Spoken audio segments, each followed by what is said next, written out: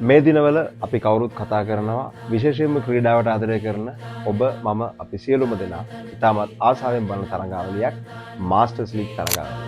ඉතින් Masters League තරඟාවලියේ Sri Lankan Masters කණ්ඩායම නියෝජනය කරනවා ඔබ මම ආස කරන විශිෂ්ටතම ක්‍රීඩකයන් කීප දෙනෙක්. ඒ වගේම එතන විශිෂ්ටතම පුද්ගලයෙක් ගැන අද කතා කරන්නට හිතුවා. මාස්ටර්ස් ලීග් තරඟාවලිය මුළු ලෝකෙම ක්‍රිකට් ක්‍රීඩාවට ආදරය කරන සියලුම දෙනාගේ අවධානයට ලක් වෙලා තියෙනවා. විශේෂතම කාරණේ වන්නේ ඒ ඔබ මම මීට දශක ගණනාවකට පෙර අපි ආස කරපු අපි ආදරය කරපු විශිෂ්ට ක්‍රීඩකයන් ක්‍රීඩා කරනවා අපිට බලන්න ආයෙත් ඉතාමත් හොඳ අවස්ථාවක් ලැබිලා තියෙනවා. නමුත් අද කතාව එහෙම නැත්නම් අද මාතෘකාව ඒ පිළිබඳ නෙමෙයි. මාස්ටර්ස් ලීග් තරගාවලියේ මාස්ටර්ස් ලීග් අපේ ශ්‍රී ලංකන් මාස්ටර්ස් කණ්ඩායමට ක්‍රීඩා කරන විශිෂ්ට ශ්‍රී ලංකාව බිහි කරපු අද්විතීය ක්‍රීඩකයෙක් ගැන. ඒ කුමා සංගක්කාර. මා මිත්‍ර ඉරේෂාන් සිරිවර්ධන අපූර්ව සටහනක් තබනවා Facebook පිටුව තුළ කුමා සංගක්කාර ගැන මෙන්න මේ විදිහට ටිකක් වෙනස් විදිහකට පරමාදර්ශය කියන මාතෘකාව පාදක කරගෙන අපි එය විමසා බලමු. සැබවින්ම ශ්‍රී ලංකාවේ තාරුණ්‍යයට පරමාදර්ශයන්හි රෝල් මොඩල්ස්ලා කියලා අපි කියන්නේ එහි අඩුවක් තිබෙනවා.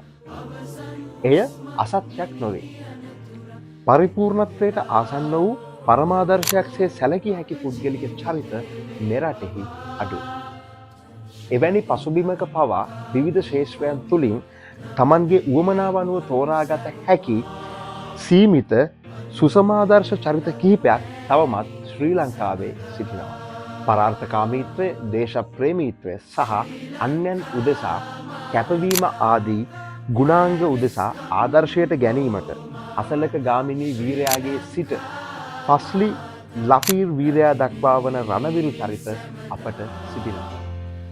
උඩාම තැනකින් ආරම්භ කොට ව්‍යාපාර ලෝකයේ ජය ගැනීම පිළිබඳ උගෙනීමට නවලෝක මුදලාලි වැනි චරිතද අප අතර සිටිනවා. මෙවැනි සුසමාදර්ශ අතරින් මා පුද්ගලිකව ප්‍රිය කරන සහ තවත් අයෙකුට නිර්දේශ කිරීමට මැලි නොවන තවත් එක සුසමාදර්ශයක් සිටිනවා. ඒ සංඝ. කෙනෙකු තමුන්ගේ ප්‍රතිරූපය ගොඩනගන්නේ කෙසේද? එය නඩත්තු කරන්නේ කෙසේද? සහ ජීවිතය සැලසුම් කිරීම සහ ඉලක්ක ජය ගැනීම වැනි ගුණාංග උදෙසා ආදර්ශ ලබා ගැනීමට සංඝාට වඩා චරිතයක් තවත් නැහැ. කුමා සංගක්කාර හරි අපූර්ව චරිතයක්. එමෙන්ම ශ්‍රී ලංකාව වැනි රටක විරල චරිතයක්. ඔහුගෙන් මා දකින ප්‍රධානම ගුණාංගය ඔහු කරන ඕනෑම දෙයක් ඔහු හරියට කරනවා. ක්‍රිකට් ක්‍රීඩාවේ සිට ව්‍යාපාර ලෝකයේ දක්වාම එය එහෙමයි. ඔහු ඒ වෙනුවෙන් උපරිමයෙන් කැප වෙනවා. Tamanගේ උපරිමයටත් එහා ඔහු ඒ කරන කටයුත්ත වෙනුවෙන් ලබා දෙනවා. ආරම්භයේදී සහජ දක්ෂතාවයේ අතින් මහේලට වඩා බොහොම පසුපසින් සිටි කුමා සංගක්කාර ලෝක පූජිත ක්‍රීඩකයෙක් වීමට හේතුව එයයි. ඔහුගේ අධ්‍යාපනය, ඔහුගේ ඉංග්‍රීසි උච්චාරණය, ඒ සියල්ල ඔහු බොහෝ කැපවීමෙන් උකහාගත් දෑ. ඔහු කරන දෙයක් හරියට කරන චරිතයක්. ඔහුගේ ඇඳුම් පැළඳුම්, ඔරලෝසු, වචන භාවිත ඒ සියල්ල තුළින් ඔහු සිය ප්‍රතිරූපය සන්නාමයක් ලෙස ඊටම අපූර්වට භාවිතා කරනවා. නමුත් සංඝ ඔහුගේ ඇඳුම් සහ සුවිස් ඔරලෝසු දක්වාම ප්‍රදර්ශනය කරන සහ නඩත්තු කරන ප්‍රතිරූපය විශ්වීය. ඔහු තෝරාගන්නා වර්ණ, ඇඳුම් සන්නාම සියල්ලෙන් ඔහුට තව තවත් ගෞරවය දිනා දෙනවා. මා දකින ආකාරයට සංඝසිය ජීවිතය දැනටමත් සැලසුම් කර අවසන්.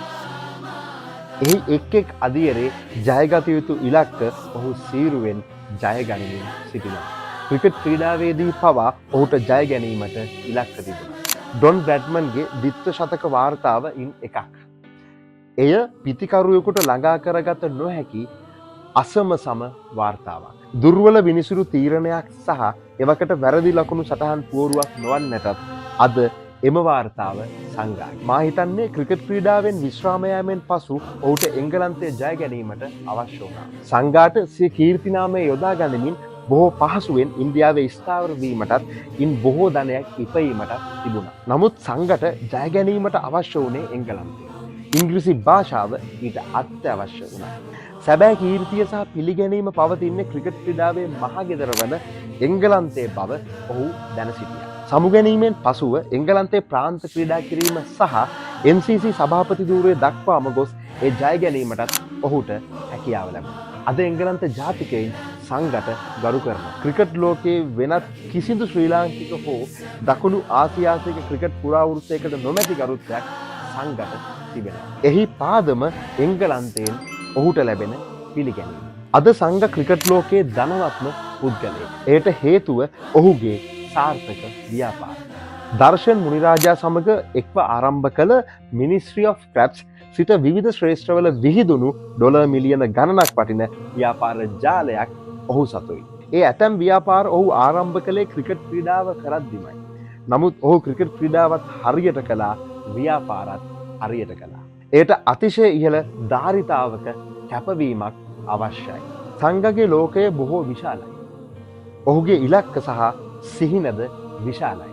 බොහෝ කුඩා සිහින සහ ඉලක්කවලින් සෑහීමකට පත්වන වත්මන් ක්‍රීඩකයන්ට වයස අවුරුදු 47ක සංඝා බොහෝ කුඩා සිහින සහ ඉලක්කවලින් සෑහීමකට පත්වෙන වත්මන් ක්‍රීඩකයන්ට වයස අවුරුදු 47ක සංඝාට බොහෝ කුඩා සිහින සහ ඉලක්කවලින් සෑහීමකට පත්වෙන වත්මන් ක්‍රීඩකයන්ට වයස අවුරුදු 47ක සංඝාට පවා ලංවීමට බැරි හේතුව ඒකයි. සංඝ මාස්ටර්ස් ලීග් තරගාවලිය දක්වන දක්ෂතා කිසිවක් අහම්බයක් නොවේ.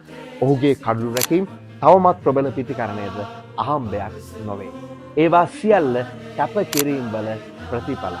එමෙන්ම සංඝගේ විශාල සිහිනයක සහ ඉලක්කවල කුඩා ජයග්‍රහණය. එවැනි විසල් සහ විශ්වීය මිනිසුන් ශ්‍රී ලංකාවට හිඟයි. පරමාදර්ශයක් ලෙස සැලකීමට හෝ ඔහු වැන්නන් අප අතර සිටීම සහ තවමත් ඔහුගේ ක්‍රීඩාව නැරඹීමට ලැබීම ශ්‍රී ලංකාවට පමණක් නොව මුළු මහත් උපමහත් දීපයටම භාග්‍යයක්.